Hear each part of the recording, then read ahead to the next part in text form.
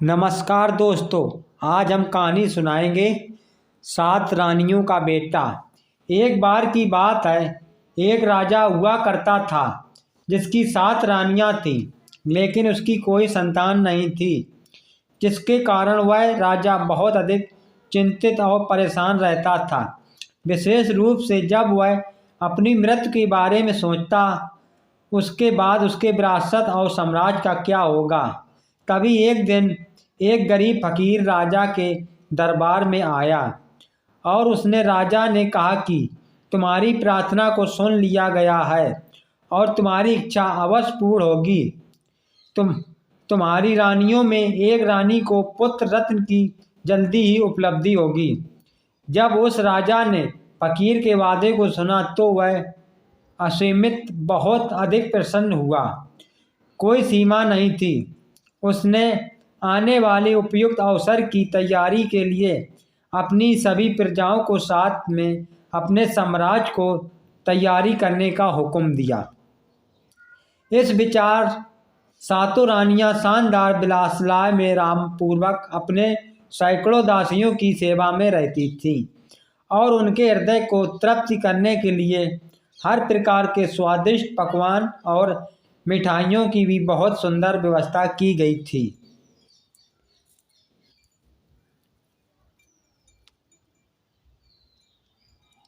राजा ने उन सब की चिंताओं के कारण उनकी विनती को स्वीकार कर लिया और उसने अपनी रानियों से वादा किया कि वह उत्तर दिशा में शिकार करने के लिए नहीं जाएगा और उसने दक्षिण की तरफ से शिकार शुरू किया।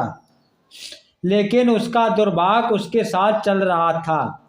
उसको बहुत समय गुजर गया और उसे उस दिशा में कोई भी शिकार नहीं मिला। तभी वह निपुणता से शिकार करने में वह अभ्यस्त था। ऐसा ही उसके साथ पूरब व पश्चिम दिशा में भी हुआ, क्योंकि वह एक महान शिकारी किस्म एक खिलाड़ी राजा था। उसने निश्चय किया कि खाली हाथ अपने महल में वापस नहीं जाऊंगा।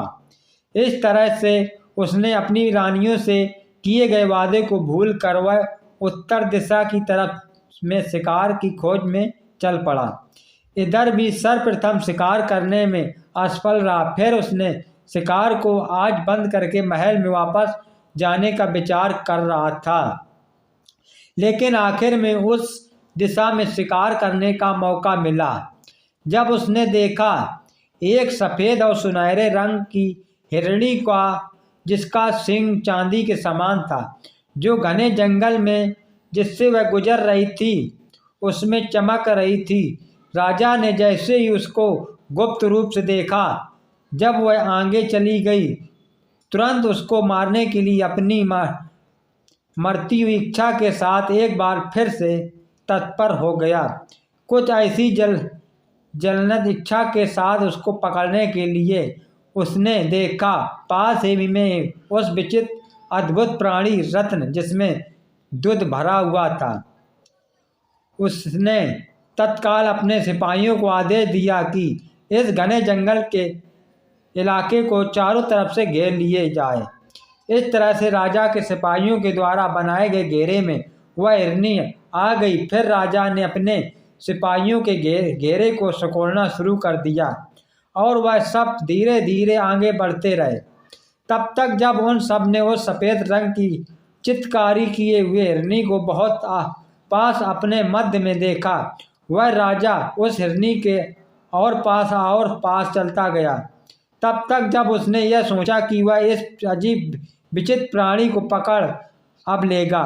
उसने एक जोरदार पैरों के शक्तिशाली झटके से राजा के सर को मारा और राजा चारों खाने चित्त होकर नीचे जमीन पर गिर गया और वह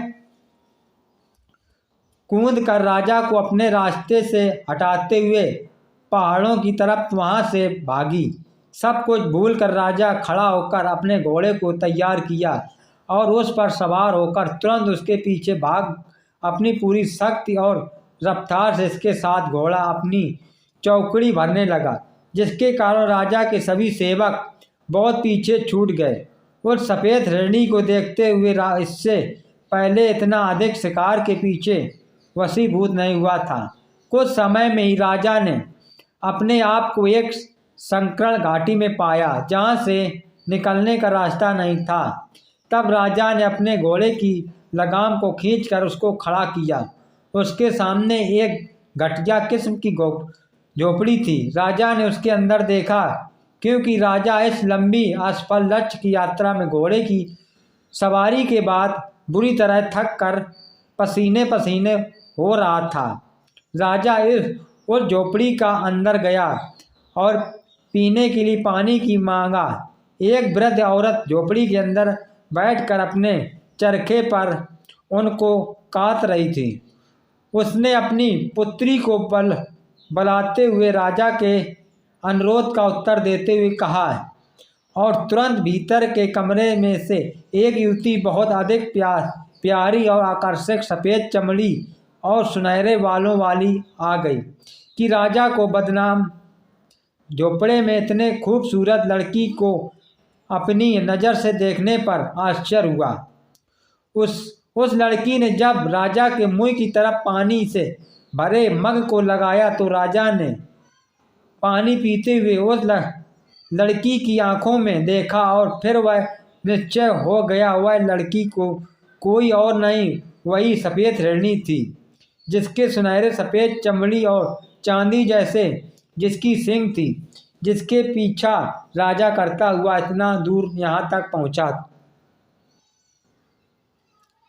उस लड़की के सौंदर्य ने उस राजा पर जादू डाल दिया, जिससे वह अपने घुटनों पर खड़ा हो गया और लड़की से विनय करने लगा कि वह उसके साथ वापस उसकी दुल्हन बनकर उसके महल चलें। लेकिन उस लड़की ने केवल मुस्कुराते हुए कहा, क्या वह 7 रानियां जिसके लिए तुम्हारे द्वारा प्रबंध किया जाता है वह पर्याप्त नहीं है? तब राजा ने उसके मना करने को स्वीकार नहीं किया। उसने उससे और अधिक अनुनय विनय पूर्वक प्रार्थना करने लगा और वह कामने करने लगा कि वह उस दया और रहम को दिखाएं, और उसने उससे वादा किया कि वह राजा से कुछ भी मांग सकती है जो उसकी स्वेच्छा हो। उसने उत्तर में राजा से कहा, तुम मुझे अपनी 7 रानियों की आँख को लाकर दे दो और शायद इसके बाद मैं तुम पर भरोसा कर सकती हूँ, जो तुम्हारे कहने का मतलब है। राजा ने उस जादुई औरत के सौंदर्य पर अत्यधिक मोहित होकर वह वहाँ से चल पड़ा और तत्काल अपने महल पहुँचा और अपनी 7 रानियों की आंखों को निकालकर उन दुखी तड़पती हुई अबलाओं को उनके महल के तय खाने में डाल दिया, जिससे वह सब भाग नहीं सके। और उन आँखों को लेकर वह दोबारा अकेला उस औरत के पास गया जिसने उन भयानक प्रस्ताव की कामना आँखों की मांग की थी। उस बदसूरत झोपड़ी के पास जो संकर्ण घाटियों के मध्य में था, जब राजा उसके पास आँखों को लेकर पहुंचा, तब वह सफ़ेद हिरणी को केवल बहुत तेज से क्रूरता के साथ हंसी। उन 14 आँखों को देखकर और उन सभी आँखों को एक टांगे में पिरो दिया। एक हार की तरफ से उसको अपनी वृद्धा माँ के गले में डालकर अपनी माँ से कहा कि इसको हमेशा गले में पहन कर रखना जब तक मैं तुमसे दूर राजा के महल में रहूँगी। उसके साथ वह राजा के साथ अपने जादू के प्रभाव के कारण उसकी पत्नी बन गई और राजा ने अपनी 7 रानियों के सारे बहुमूल सुंदर बेशकीमती आभूषण और सभी कपड़ों को उसे दे दिया, जिसको 7 रानियां पहन करती थीं, और उनका महल रहने के लिए दे दिया। इसके साथ 7 रानियों की सभी दासियों को उसकी देखभाल के लिए रख दिया गया। इस तरह से उसने वह सब कुछ प्राप्त कर लिया जिसकी उसको कामना थी। अब उसके बाद बहुत जल्दी 7 कुंठित लाचार बेसहारा असहाय रानियों जिनकी आंखों को निकाल लिया गया था, उसके पति राजा के द्वारा और उन सबको कैद में डाल दिया गया था। उन सबसे बड़ी रानी से एक बच्चा जन्म लिया। यह बहुत सुंदर लड़का था, लेकिन दूसरी रानियां अपने मध्य उपस्थित बड़ी रानी से बहुत अधिक ईर्ष्या कर रही थी। मध्य में उपस्थित बड़ी रानी से बहुत अधिक ईर्ष्या कर रही थी। उसके सौभाग्य को देखकर सभी अप्रसन्न थीं, लेकिन पहले वह उस सुंदर लड़के को भी अप्रसन्न करती थी। जब उस लड़के ने यह सिद्ध कर दिया कि वह उन सबके लिए बहुत अधिक उपयोगी, और तब वह सब उसको पसंद करने लगी और उसे अपने बेटे की तरह से मानने लगी। और थोड़े ही समय में जब वह उस तहखाने में इधर उधर घूमता था, तो उसने तहखाने की छत को खरोंच खरोंच कर एक अतुलनीय कार्य को अपने हाथों से किया। पहले एक छोटा सा छिद्र बनाया, फिर उसको बड़ा बनाकर उसमें से घसीट घसीट कर रेंगता हुआ बाहर निकल गया। कुछ घंटों तक गायब रहा और वापस आया तो अपने साथ कुछ मिष्ठान और खाने पीने का सामान लाया, जिसको समान रूप से बांटकर उसने अपने सभी सातों अंधी रानी माताओं को दिया। जैसे ही वह बड़ा हुआ, उसने उस दीवार के सुराख को और बड़ा बना लिया और वह उस सुराख से हर रोज दिन में 2-3 बार बाहर जाता आता था और वह बाहर छोटे बच्चे के साथ खेलता था। सारे दूसरे बच्चे उसको छोटू छोटू कहकर बुलाते थे और उससे कोई भी नहीं जानता था कि यह छोटा बच्चा कौन है, लेकिन हर आदमी उसको पसंद करता था। वह लड़का पूर्ण रूप से बहुत अधिक मजाकिया कलाबाजियों के साथ उसकी हरकतें मस्खरे से भरी हुई थी। बहुत अधिक स्वपन और अंधित रहने वाला था। वह निश्चित था कि उसे इनाम में बिस्कुट और मुट्ठी भर भुने हुए अनाज जरूर मिलेंगे, अथवा कुछ मिठाइयाँ या भोजन सामग्री, जो भी वस्तुएं इस प्रकार की उसको मिला करती थी, वह इसे लेकर अपनी 7 अंधी माताओं को पास लाता था, जिसकी सहायता से वह सब इस तहखाने में जिंदा रहती थी। जबकि संसार समाज समझता तथा कि वह सब रानियां भूख प्यास से पीड़ित होकर काफ़ी समय ही तहखाने में मर चुकी हैं। आखिर में जब वह लड़का बिल्कुल बड़ा हुआ हो गया, एक दिन उसने अपना तीर और धनुष लिया और बाहर निकला शिकार खेलने के लिए।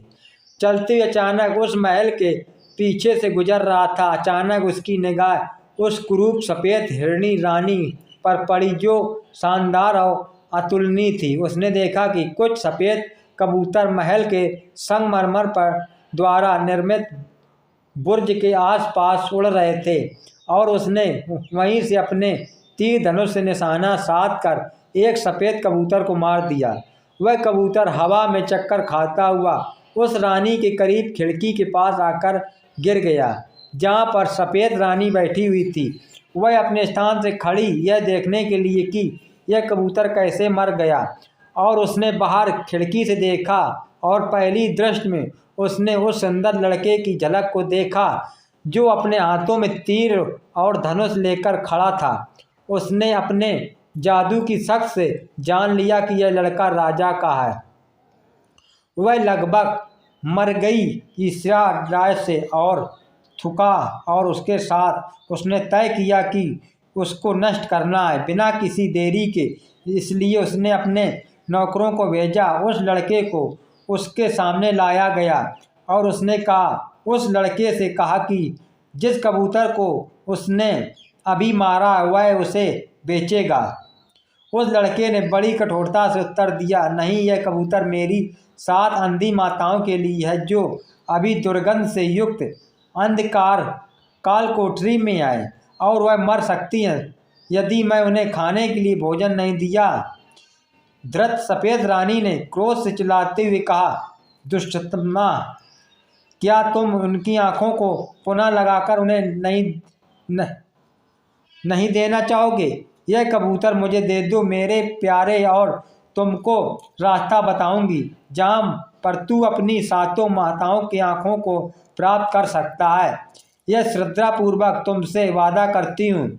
इसको सुनते ही वह लड़का असीमित रूप से, जिसको नापा नहीं जा सकता, इतना अधिक आनंदित हुआ और तत्काल उसने उस कबूतर को उस कुरूप सफ़ेद रानी को दे दिया।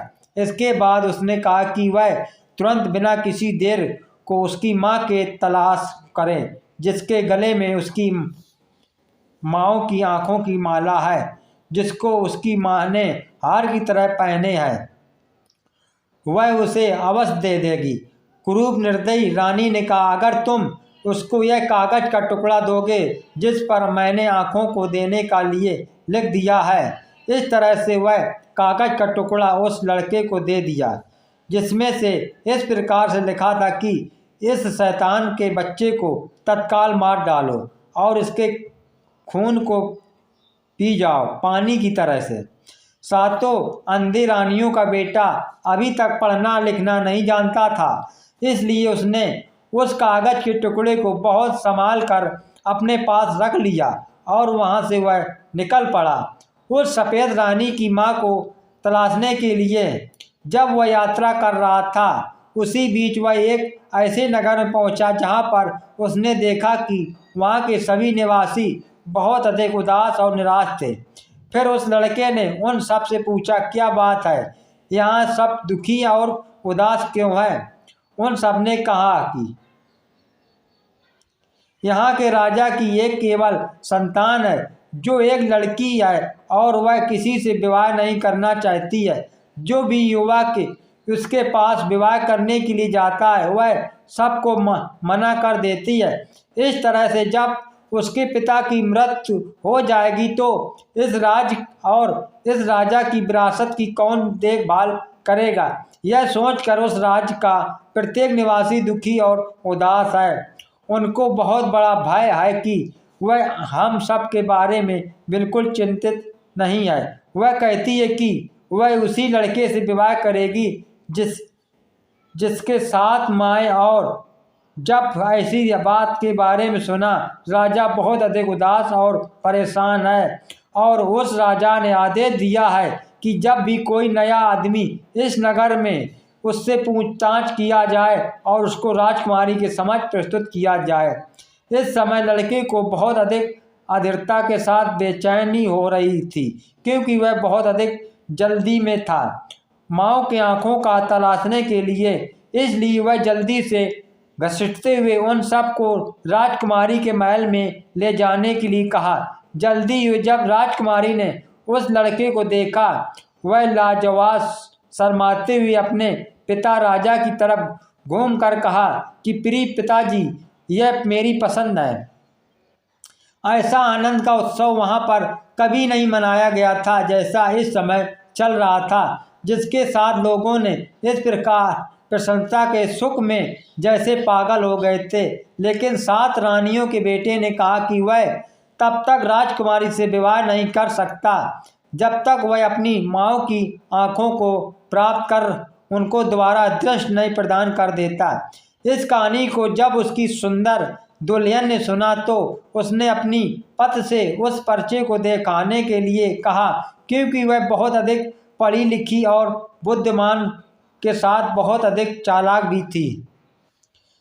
जब उसने विश्वासघाती चालबाज से भरे शब्दों को पढ़ा तो उसने पहले कुछ नहीं बोली, लेकिन उसने एक उसी की तरह कागज को टुकड़े को लिया और उस पर उसने कुछ इस तरह से लिखा कि इस लड़के को ध्यान रखना और उसको उसकी सारी इच्छाओं की वस्तुओं को दे दो। और उस लिखा पर्चा वापस 7 रानियों के बेटों को दे दिया, जो उसके चिंतन अधिक बुद्धिमान नहीं था, जिसको उसने अपने पास रख लिया। लगभग 1 साल में वह लड़का उस बदसूरत झोपड़ी के पास पहुंचा, जो संकीर्ण घाटियों के मध्य में थी, जहां पर उस सफ़ेद जादूगरनी की माँ रहती थी, जो एक घिनौनी किस्म की भद्दी औरत थी। जब उसने उस पर्चे को पढ़ा तो अप्रसन्नता पूर्वक भयानक चेहरा बनाया और विशेष रूप से जब लड़के ने उस आँखों के हार को मांगा, कोई बात नहीं, उसने अपने गले से निकाल कर उस लड़के को दे दिया और उसे कहा कि इसमें केवल 13 ही हैं, इसमें एक को मैंने पिछले सप्ताह को दे दिया है। लड़के को जितनी भी आँख उसको मिली थी वह उसके लिए बहुत अधिक प्रसन्न था। इसलिए वह जितना जल्दी हो सके उतना जल्दी अपने घर पर अपनी माँ के पास पहुँचने के लिए वहाँ से चल पड़ा और उसने दो दो आँखों की जोड़ी में सभी 6 छोटी रानियों को दे दिया और सबसे बड़ी रानी को केवल एक आँख ही दिए और उससे कहा, मेरी प्यारी माँ, एक दूसरी छोटी आँख की तरह मैं हमेशा तुम्हारे साथ रहूँगी।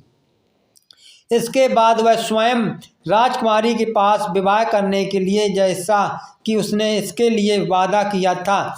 लेकिन जब वह सफ़ेद रानी के महल के पास तो उसने फिर महल के बुर्ज में कबूतरों को देखा और उसने अपने तीर धनुष को निकाला और उससे निशाना साध कर एक कबूतर को फिर मारकर गिरा दिया और वह कबूतर डुलमुल करता हुआ सफ़ेद रानी के खिड़की के पीछे जाकर गिरा। जब सफ़ेद रानी ने बाहर देखा तो उसको अपनी आंखों पर भरोसा नहीं हुआ। उसने आश्चर्य के साथ विचार किया कि अभी राजा का बेटा जिंदा है और अच्छा है। उसने नफरत और घृणा से रोया, लेकिन लड़के को बेचकर पूछा कि वह इतनी जल्दी कैसे लौटा था। और जब उसने सुना कि उसने 13 आँखों को कैसे लाया था और उन्हें 7 अंधी रानियों को दे दिया तो वह अपने क्रोध को नियंत्रण नहीं कर सकती। फिर भी उसने अपनी सफलता के साथ मशहूर होने का नाटक किया और कहा कि अगर वह यह कबूतर भी दे दो तो वह उसे जोगी की अद्भुत गाय के साथ इनाम देंगे, जिसका दूध पूरे दिन बहता है और तालाब को एक राज के रूप में बड़ा बना देता है। लड़का कुछ भी नहीं उसे कबूतर दे दिया।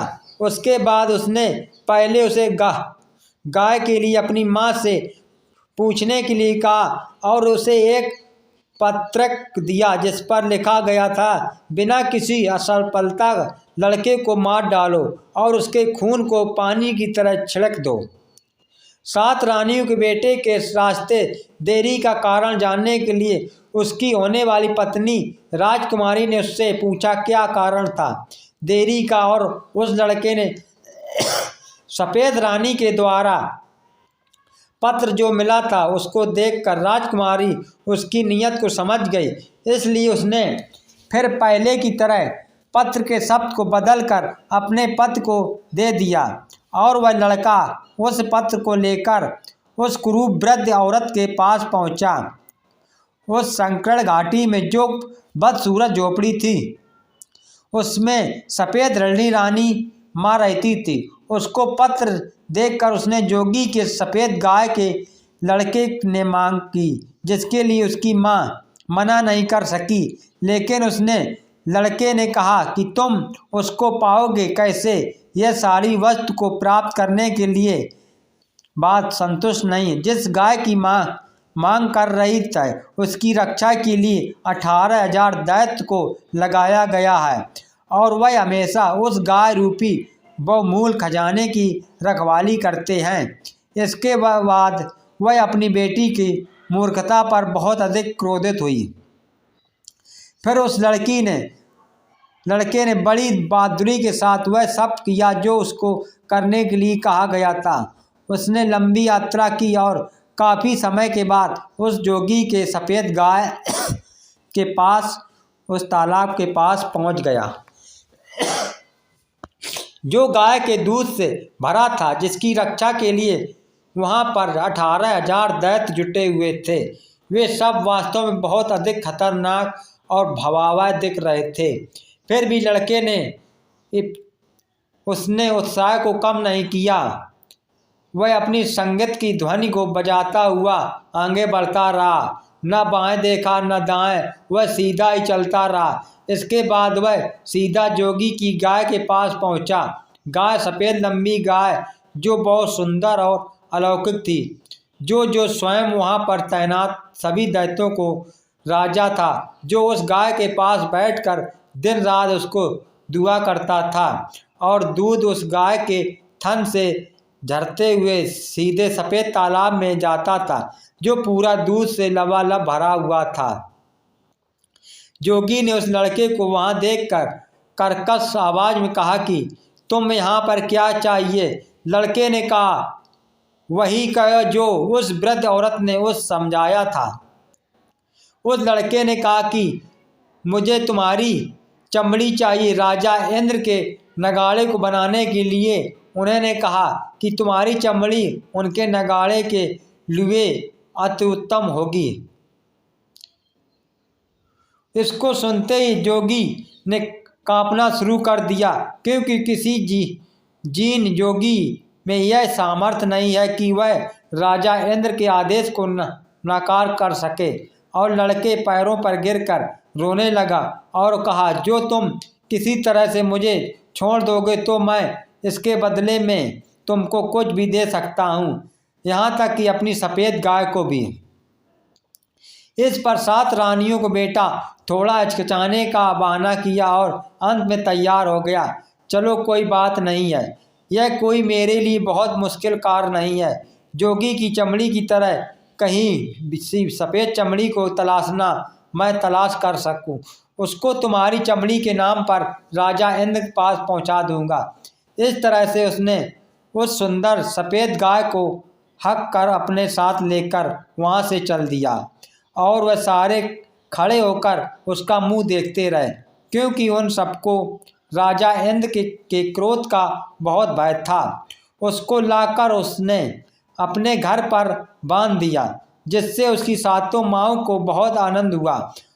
वह सब उससे सुबह शाम तक उस गाय को दूध निकालती रहती और अपने ज़रूरत के हिसाब से दही, घी, मक्खन आदि बनाती थी। और दूध को बाजार में बेचने के बजाय उससे मिठाइयाँ बनाकर बेचती थी, जिससे उन सब काफ़ी अधिक आमदनी बढ़ गई और सब बहुत जल्दी धनी बनने लगे। यह सब आराम पूर्वक जीवन यापन को देखकर 7 माँओं को बेटे ने हल्के हृदय से राजकुमारी के साथ अपने विवाह बारे में विचार करने लगा। लेकिन जब वह उस सफ़ेद हिरणी के महल के पास गुजर रहा था, उसने स्वयं को उसके बुर्ज पर उड़ते कबूतरों का शिकार करने से नहीं रोक सका। ऐसा करते एक कबूतर उसका शिकार होकर सफ़ेद रानी के महल खिड़की के बाहर लुढ़कते हुए गिरा, जिसको देखने के लिए सफ़ेद रानी ने अपने खिड़की से बाहर झांका और उसकी निगाह फिर 7 रानी के बेटे पर गई, तो वह अंदर ही अंदर बहुत अधिक क्रोधित होते हुए वह पहले से और अधिक सफ़ेद हो गई। और क्रोध के साथ उसने थूका और उसने उसे अपने पास बुलाया और उससे पूछे कि वह आपस में कैसे आ गया। जब उसने सुना कि उसकी मानो उसे लड़के साथ कितनी विनम्रता के साथ व्यवहार किया है, उसका कार्य को सिद्ध करने में सहयोग किया है, यह सब सुनकर वह अंदर ही अंदर कुढ़ती रही, लेकिन उसके अपने चेहरे से व्यक्त नहीं होने दिया।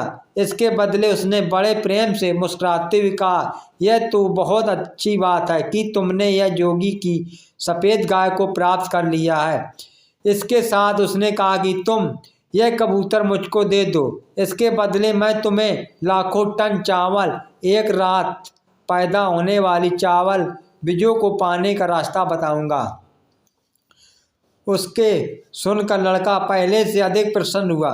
इस बात के साथ उसने उस कबूतर को उस सफ़ेद रानी के हवाले कर दिया और उससे पहले उस रानी ने एक पत्र लिखकर उस लड़के को दिया, जिसमें लिखा, इस लड़के को मार डालो और कभी असफल मत होने और इसको खून को पानी की तरह से बहा दो। लेकिन जब उस पत्र को देखा तो उसके लिखने वाले को क्रूर मकसद समझ गई और एक बार उसने फिर पत्र के अंदर की सामग्री को बदलकर 7 रानी के बेटे को दे दिया और उसमें लिख दिया, तुम्हारे खून की हमारे खून की तरह से समझना। अब लड़का उस सकरी घाटियों में एक बार फिर से बदसूरत झोपड़ी में, जहाँ पर उस क्रूप सफ़ेद हिरणी की माँ रहती थी, और वह लड़का उसको पत्र देते हुए कहा कि उसे लाखों टन चावल, एक रात में ही पकने वाली चावल बीज चाहिए। इसके सुनने के बाद उस औरत ने कहा, यह कैसे मांग सकता है? इस प्रकार के चावल के बीज को जो केवल एक रात में लाखों टन पके चावल में बदल जाता है।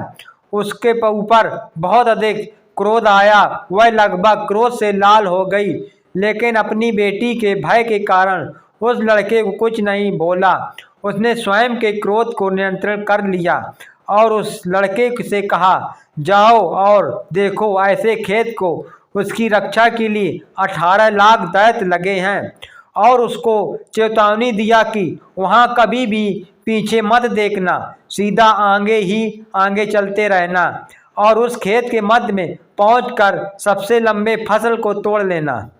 इस तरह से 7 रानियों का बेटा वहां से चल पड़ा और ही उस खेत के पास पहुंच गया जिसकी रक्षा के लिए 18 लाख दैत्य लगे थे। और वहां पर लाखों टन चावल एक रात में तैयार करने वाला चावल का पेड़ खेत में सबसे मध्य में उगा था। वह बहादुरी के साथ आगे ही आगे बढ़ता रहा, ना ही दाएं देखा और ना ही वह बाएं देखा रहा था। और जब वह खेत के मध्य में पहुंच गया तो उसने खेत के मध्य में सबसे लंबी फसल को पेड़ को वहां से उखाड़ लिया। लेकिन जब वह सबको लेकर अपने घर की तरफ चला तो उसके पीछे से हजारों आवाज एक साथ आकेंद्रित आने लगी। रोते हुए उसकी तरफ झुकते हुए यह कहते हुए, कृपया मुझे भी तोड़ लो, आओ कृपया मुझे भी तोड़ लो। और लड़के ने पीछे मुड़कर देखा, इसके साथ उसकी शरीर तुरंत थोड़ी सी राख के ढेर में परिवर्तित हो गया। इसके अतिरिक्त वहां कुछ भी नहीं था।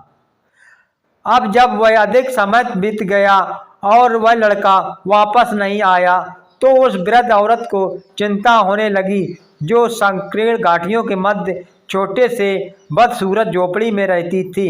फिर उसे याद आया जो उसकी बेटी ने पत्र में लिख कर दिया था, इसके अंदर वही खून है जो तुम्हारे अंदर है, इसे अपना ही खून समझना। इसलिए वह वहां से उस लड़के के तलाशने के लिए चल पड़ी कि उसके साथ आखिर हुआ क्या है। जल्दी ही वह उस राख के छोटे राख की ढेर के पास पहुंचा तो वह अपनी जादुई शक्ति से सब कुछ जान गई कि इसके साथ क्या हुआ था। उसने वहां से थोड़ा सा पानी लिया और उस लड़के की राख में पानी डालकर उसको मिट्टी का लौंदा बनाया और उसको उस लड़के के हूबहू मिट्टी का शरीर बनाया और अपनी छोटी उंगली को काट कर उस लड़के के राख के शरीर के मुख में अपने खून की कुछ बूंदों को डाल दिया, जिससे वह लड़का तुरंत उठकर पहले की तरह खड़ा हो गया। और उस वृद्ध औरत ने गुर्राते हुए उसको डपते कहा, दोबारा फिर कभी मेरी आज्ञाओं का उल्लंघन मत करना, नहीं तो मैं तुमको अकेला छोड़ दूंगा और अपनी दयालुता पर प्रयासित करूंगी। इस तरह से रानियों का बेटा आनंद पूर्वक अपनी माँ के पास वापस आ गया और अपने साथ जो लाखों टन चावल के दाने का एक रात में तैयार कर वाले चावल के बीच के साथ, जिसके कारण उसने बहुत जल्दी ही बहुत बड़ी मात्रा में धन को पैदा करने लगा और उस राज का सबसे अधिक धनी आदमी में से नंबर 1 धनी आदमी बन गया। फिर वो अपने बेटे की शादी उस चालाक रानी से कर दिया जो सभी प्रकार की कल्पनाओं से भरपूर थी, क्योंकि वह बहुत अधिक चालाक थी। उसने स्वयं तब चैन से नहीं रही थी जब तक उसने नहीं जान लिया कि उसके पति का पिता कौन है और उस क्रूर सफ़ेद जादूगरी हिरणी को दंड दिया। इस तरह से उसने अपने लिए बिल्कुल वैसे ही महल का निर्माण कराया जैसा कि महल 7 रानियों का महल था, जिसमें 7 रानियां रहा करती थी और उससे सफ़ेद क्रूर हिरणी रानी को निकाल कर बाहर कर दिया गया और 7 रानियों को उसमें फिर रहने लगी। और जब सब कुछ उसके इच्छा के अनुकूल हो गया तो उसने अपने पति से कहा, शानदार भोजन उत्सव कराया जाए। पूरे राज की जनता के साथ सब बड़े बड़े सारे राज के सज्जन पुरुषों को आमंत्रित किया गया।